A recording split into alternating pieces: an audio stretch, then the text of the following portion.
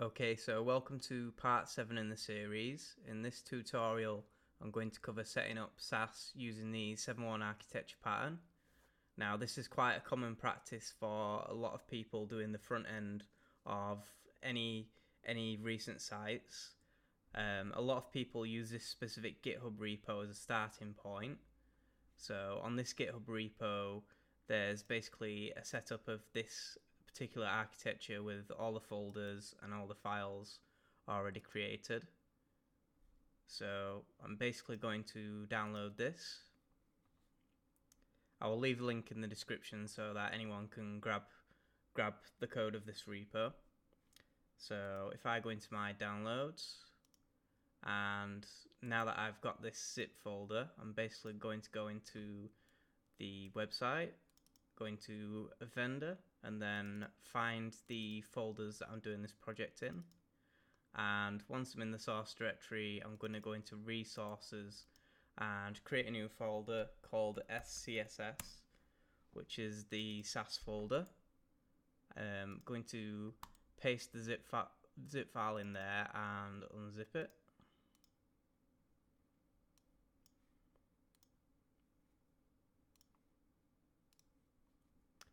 Once this is unzipped, I'm going to take out everything in the stylesheets directory and just paste it back into the SASS folder and delete everything else that's left over.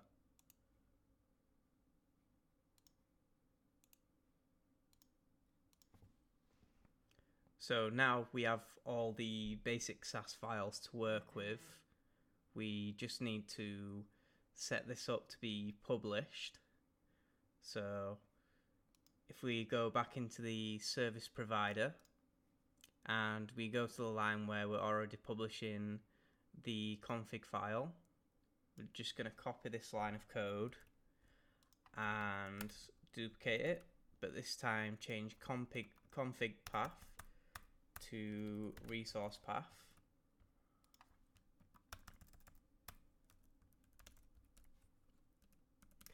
And since we already have a resource path function, that shouldn't be a problem. So I'm just going to get this to point to assets, and then if we jump into the folder where we put the SASS, you'll notice there's a main file. So this is the file that needs to be, this is the entry point for the SASS where everything is included.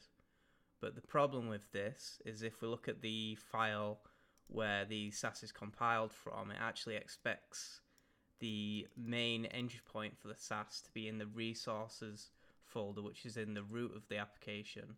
So the best way of working around this is to actually create an additional file in the package that gets published that points to the main file within the package. So this kind of serves as a symlink of sorts. So if I change this to, instead of the folder I mentioned previously, if I change this just to SASS, which is the folder that's going to just hold this single file in, and just change this to main.sass,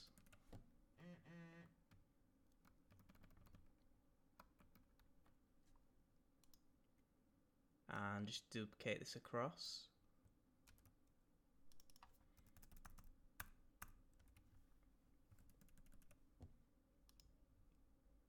Sorry, that just needs the extension changing to match the Webpack file configuration.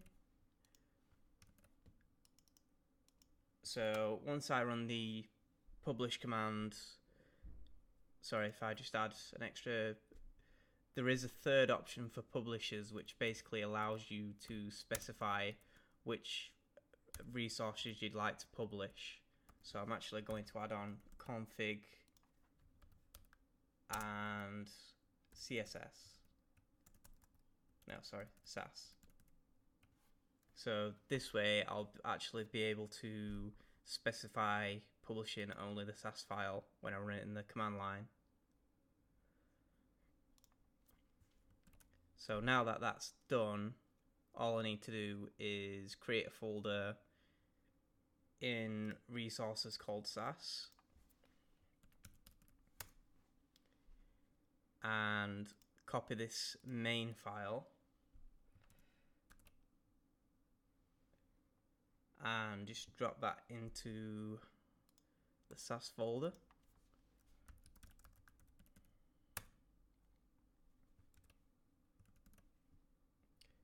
I didn't actually need the contents of this file, I was just making sure I was matching the standard syntax. So if I change this to include entry point, and this line will basically import the other main file where this loads in the entire contents of the SASS. Again, this SASS file here is the one that will get published into the resources of the Laravel instance and will actually point to the vendor folder.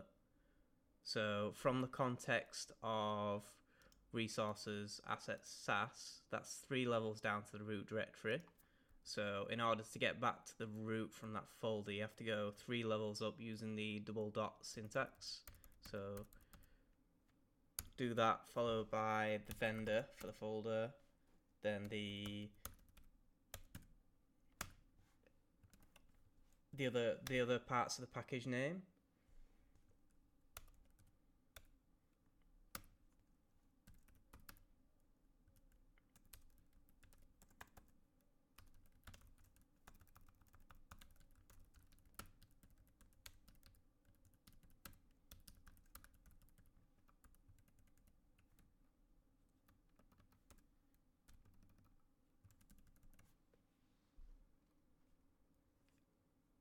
and then one more thing is you'll want to change this to an underscore so that it includes it properly, and it also makes it obvious that this file is being included by another file.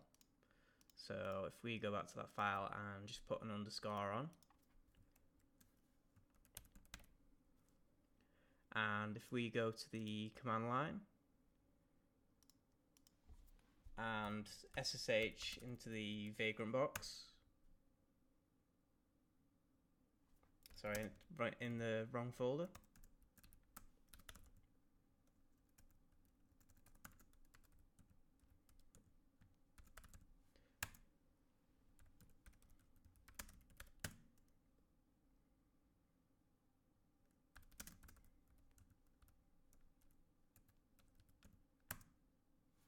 so if I run php artisan vendor publish followed by a tag of SASS, so this will only publish the single SASS file that I mentioned, and it looks like the folder name just needs correcting. So if I dive back into the code,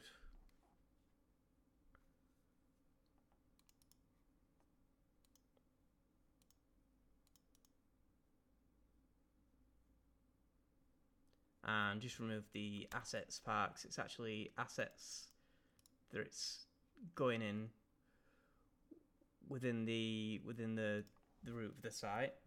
So if I try that again, so that's copied across, and you can now see that this file is in the correct place. But now the other problem is the file name also needs to change. So I'm going to actually change this to app. So if we delete that file and then we go back to where it is in the folder of the package,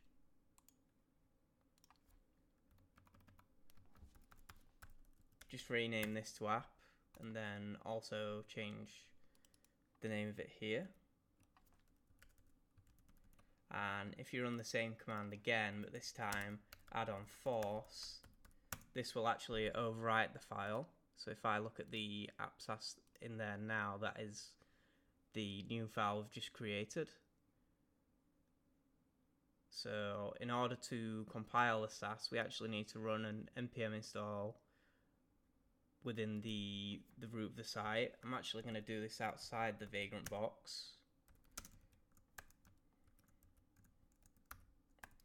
just because sometimes when you're running the commands for compiling SASS and JavaScript in Laravel, there seems to be problems with the homestead box in terms of the files being watched when you're using the watch commands. So just going to run an npm install now.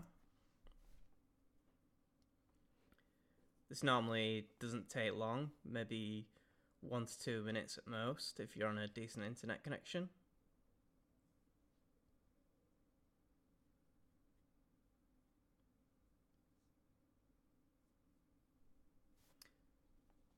And while that's running, I'm just going to actually amend where this file is, just to make it consistent with the other root folder. So we're going to make sure it's in assets.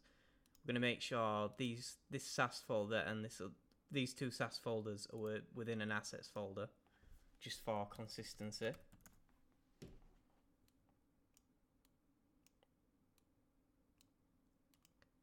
And then we're just going to double check that the entry point file is pointing to the correct location. So yep, that's already correct, and since it's already been published, that won't be a problem.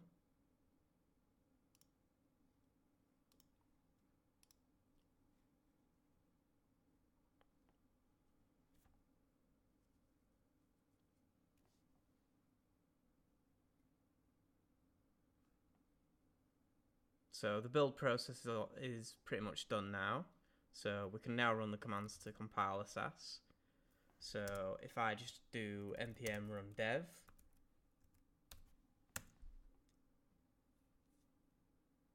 sorry, one more step.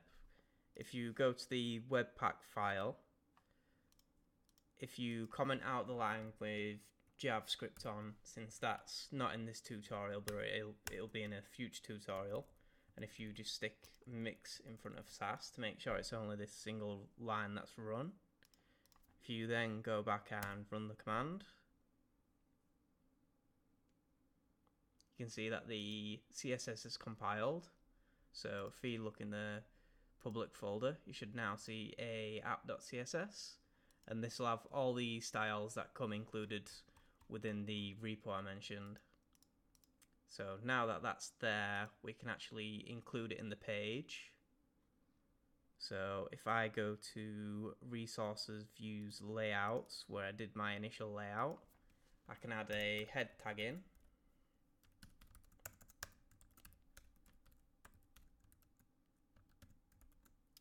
And within this head tag, we're just going to include the style sheet.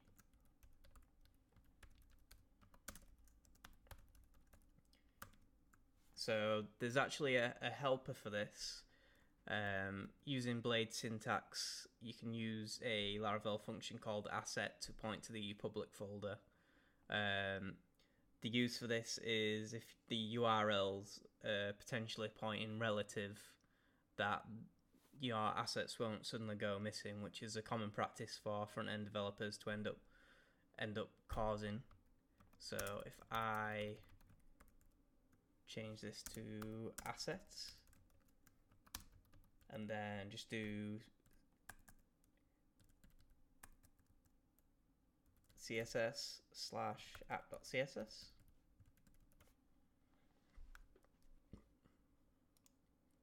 so if I go back to the page and reload, you can see that the styling has taken effect because the text has suddenly changed in font and size.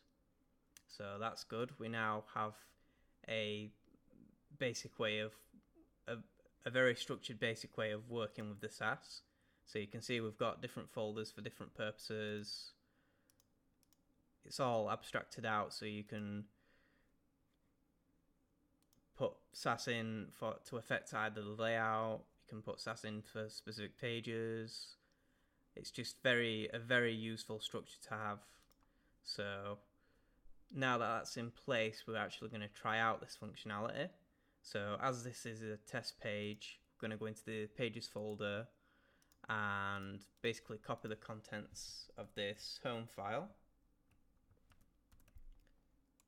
and just create a new file called _test.sass.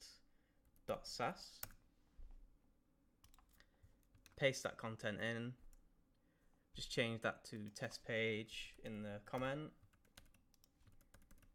Make sure it's included in the entry point file. So you can see there's a specific section for pages within this file. So if I just add pages/test,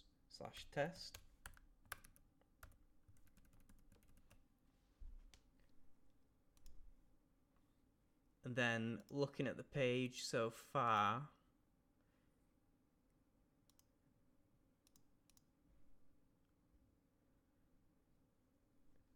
there's just this div with a class content. So if we